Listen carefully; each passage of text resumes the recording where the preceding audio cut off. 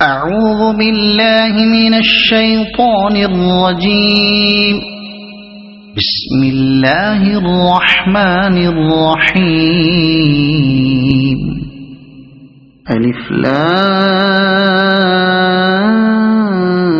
را تلک آیات الکتاب وقرآن مبین۔ الف لام را، یہ آیات ہیں کتاب الہی اور قرآن مبین کی۔ یہ اس سورہ کی مختصر تعارفی تمہید ہے، جس کے بعد فوراً ہی اصل موضوع پر خطبہ شروع ہو جاتا ہے۔ قرآن کے لیے مبین کا لفظ صفت کے طور پر استعمال ہوا ہے۔ اس کا مطلب یہ ہے کہ یہ آیات اس قرآن کی ہیں جو اپنا مدعا صاف صاف ظاہر کرتا ہے۔ ربما يود الذين كفروا لو كانوا مسلمين ذرهم يأكلوا ويتمتعوا ويلههم الأمل فسوف يعلمون وما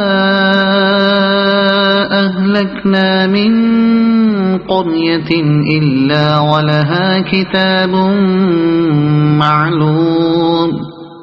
بعید نہیں کہ ایک وقت وہ آ جائے جب وہی لوگ جنہوں نے آج دعوت اسلام کو قبول کرنے سے انکار کر دیا ہے پچھتا پچھتا کر کہیں گے کہ کاش ہم نے سرے تسلیم خم کر دیا ہوتا۔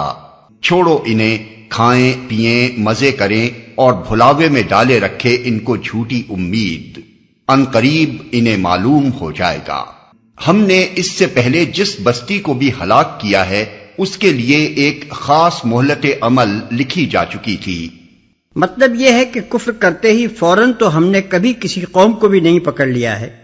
پھر یہ نادان لوگ کیوں اس غلط فہمی میں مبتلا ہیں کہ نبی کے ساتھ تکذیب و استہزاء کی جو روش انہوں نے اختیار کر رکھی ہے اس پر چونکہ ابھی تک انہیں سزا نہیں دی گئی، اس لیے یہ نبی سرے سے نبی ہی نہیں ہے۔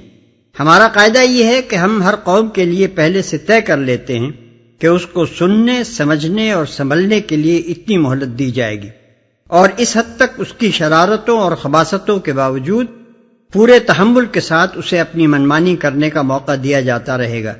یہ مہلت جب تک باقی رہتی ہے اور ہماری مقرر کی ہوئی حد جس وقت تک آ نہیں جاتی ہم ڈھیل دیتے رہتے ہیں۔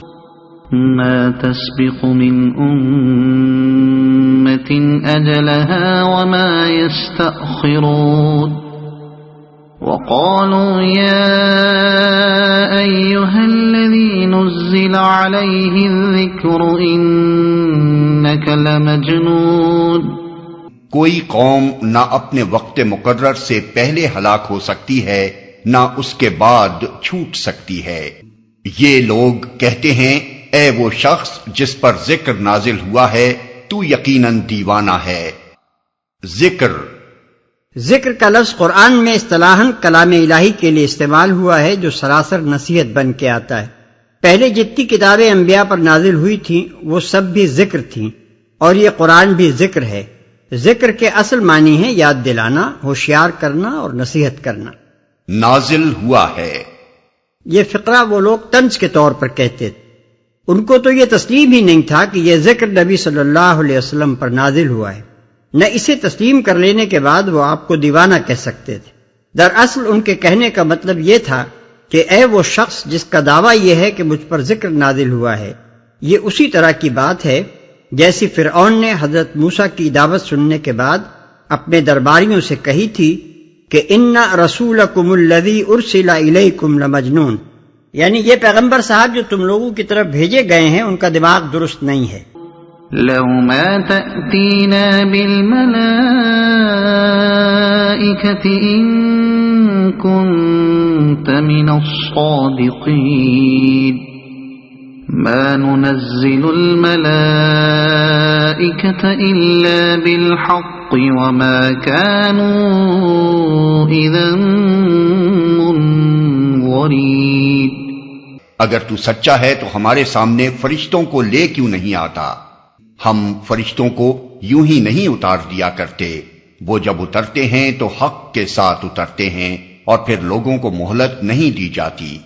یعنی فرشتے محض تماشا دکھانے کے لیے نہیں اتارے جاتے کہ جب کسی قوم نے کہا بلاؤ فرشتوں کو اور وہ فوراً آ حاضر ہوئے، نہ فرشتے اس غرض کے لیے کبھی بھیجے جاتے ہیں کہ وہ آ کر لوگوں کے سامنے حقیقت کو بے نقاب کریں اور پردہ غیب کو چاک کر کے وہ سب کچھ دکھا دیں جس پر ایمان لانے کی دعوت انبیاء علیہم السلام نے دی ہے۔ فرشتوں کو بھیجنے کا وقت تو وہ آخری وقت ہوتا ہے جب کسی قوم کا فیصلہ چکا دینے کا ارادہ کر لیا جاتا ہے۔ اس وقت بس فیصلہ چکایا جاتا ہے، یہ نہیں کہا جاتا کہ اب ایمان لاؤ تو چھوڑے دیتے ہیں۔ ایمان لانے کی جتنی مہلت بھی ہے اسی وقت تک ہے جب تک کہ حقیقت بے نقاب نہیں ہو جاتی۔ اس کے بے نقاب ہو جانے کے بعد ایمان لانے کا کیا سوال؟ حق کے ساتھ اترتے ہیں کا مطلب حق لے کر اترنا ہے، یعنی وہ اس لیے آتے ہیں کہ باطل کو مٹا کر حق کو اس کی جگہ قائم کر دیں، یا دوسرے الفاظ میں یوں سمجھیے کہ وہ اللہ تعالیٰ کا فیصلہ لے کر آتے ہیں اور اسے نافذ کر کے چھوڑتے ہیں۔ إنا نحن نزلنا الذكر وإنا له لحافظون۔ رہا یہ ذکر تو اس کو ہم نے نازل کیا ہے اور ہم خود اس کے نگہبان ہیں۔ یعنی یہ ذکر جس کے لانے والے کو تم مجنون کہہ رہے ہو، یہ ہمارا نازل کیا ہوا ہے، اس نے خود نہیں کھڑا ہے، اس لیے یہ گالی اس کو نہیں ہمیں دی گئی ہے، اور یہ خیال تم اپنے دل سے نکال دو کہ تم اس ذکر کا کچھ بگاڑ سکو گے۔ یہ براہ راست ہماری حفاظت میں ہے، نہ تمہارے مٹائے مٹ سکے گا، نہ تمہارے دبائے دب سکے گا، نہ تمہارے تانوں اور اعتراضوں سے اس کی قدر گھٹ سکے گی، نہ تمہارے روکے اس کی دعوت رک سکے گی، نہ اس میں تحریف اور رد و بدل کرنے کا کبھی کسی کو موقع مل سکے گا۔ وَلَقَدْ أَرْسَلْنَا مِن قَبْلِكَ فِي شِيَعِ الْأَوَّلِينَ وَمَا يَأْتِيهِم مِّن رَّسُولٍ إِلَّا كَانُوا بِهِ يَسْتَهْزِئُونَ كَذَلِكَ نَسْلُكُهُ فِي قُلُوبِ الْمُجْرِمِينَ لا يؤمنون به وقد خلت سنة الأولين۔ اے محمد، ہم تم سے پہلے بہت سی گزری ہوئی قوموں میں رسول بھیج چکے ہیں، کبھی ایسا نہیں ہوا کہ ان کے پاس کوئی رسول آیا ہو اور انہوں نے اس کا مذاق نہ اڑایا ہو۔ مجرمین کے دلوں میں تو ہم اس ذکر کو اسی طرح سلاخ کی مانند گزارتے ہیں، وہ اس پر ایمان نہیں لایا کرتے۔ قدیم سے اس قماش کے لوگوں کا یہی طریقہ چلا آ رہا ہے، اس پر ایمان نہیں لایا کرتے۔ عام طور پر مترجمین و مفسرین نے نسلکہ کی ضمیر استہزاء کی طرف اور لا یؤمنون بہ کی ضمیر ذکر کی طرف پھیری ہے، اور مطلب یہ بیان کیا ہے کہ ہم اسی طرح اس استہزاء کو مجرمین کے دلوں میں داخل کرتے ہیں اور وہ اس ذکر پر ایمان نہیں لاتے۔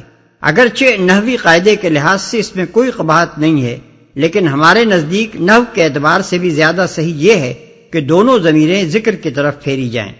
سلکہ کے معنی عربی زبان میں کسی چیز کو دوسری چیز میں چلانے، گزارنے اور پرونے کے ہیں، جیسے تاگے کو سوئی کے ناکے میں گزارنا۔ پس آیت کا مطلب یہ ہے کہ اہل ایمان کے اندر تو یہ ذکر قلب کی ٹھنڈک اور روح کی غذا بن کر اترتا ہے، مگر مجرموں کے دلوں میں یہ شتابہ بن کر لگتا ہے اور ان کے اندر اسے سن کر ایسی آگ بھڑک اٹھتی ہے گویا کہ ایک گرم سلاخ تھی جو سینے کے پار ہو گئی۔ وَلَوْ فَتَحْنَا عَلَيْهِمْ بَابًا مِّنَ السَّمَاءِ فَوَلُّوا فِيهِ يَعْرُجُونَ لَقَالُوا إِنَّمَا سُكِّرَتْ أَبْصَارُنَا بَلْ نَحْنُ قَوْمٌ مَسْحُورُونَ۔ اگر ہم ان پر آسمان کا کوئی دروازہ کھول دیتے اور وہ دن دہاڑے اس میں چڑھنے بھی لگتے، تب بھی وہ یہی کہتے کہ ہماری آنکھوں کو دھوکا ہو رہا ہے، بلکہ ہم پر جادو کر دیا گیا ہے۔